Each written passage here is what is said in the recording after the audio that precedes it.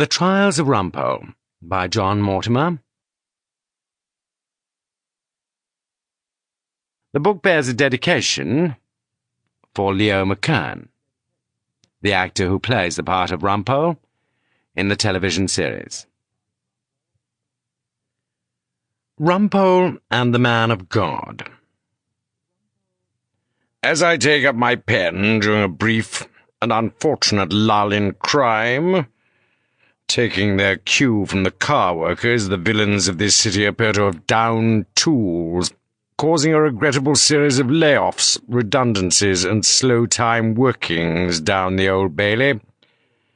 I wonder which of my most recent trials to chronicle. Sitting in chambers on a quiet Sunday morning, I never write these memories at home for fear that she who must be obeyed, my wife Hilda, should glance over my shoulder and take exception to the manner in which I have felt it right, in the strict interests of truth and accuracy, to describe domestic life à côté de chez Rumpole. Seated, as I say, in my chambers, I thought of going to the archives and consulting the mementos of some of my more notorious victories.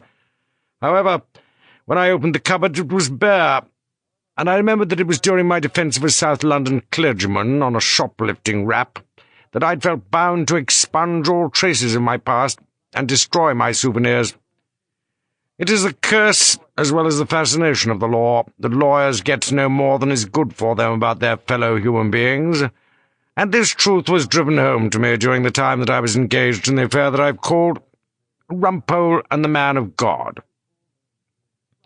When I was called to the bar, too long ago now for me to remember with any degree of comfort, I may have had high-flown ideas of a general practice of a more or less lush variety, divorcing duchesses, defending stars of stage and screen from imputations of unchastity, and getting shipping companies out of scrapes. But I soon found that it's crime, which not only pays moderately well, but which is also by far the greatest fun. Give me a murder on a spring morning with a decent run and a tolerably sympathetic jury, and Rumpole's happiness is complete.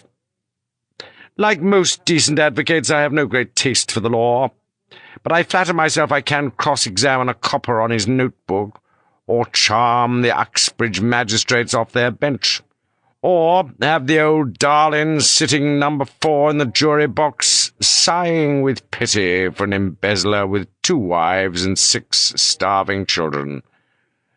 I'm also, and I say it with absolutely no desire to boast, about the best man in the temple on the subject of bloodstains. There's really nothing you can... Sample complete. Ready to continue?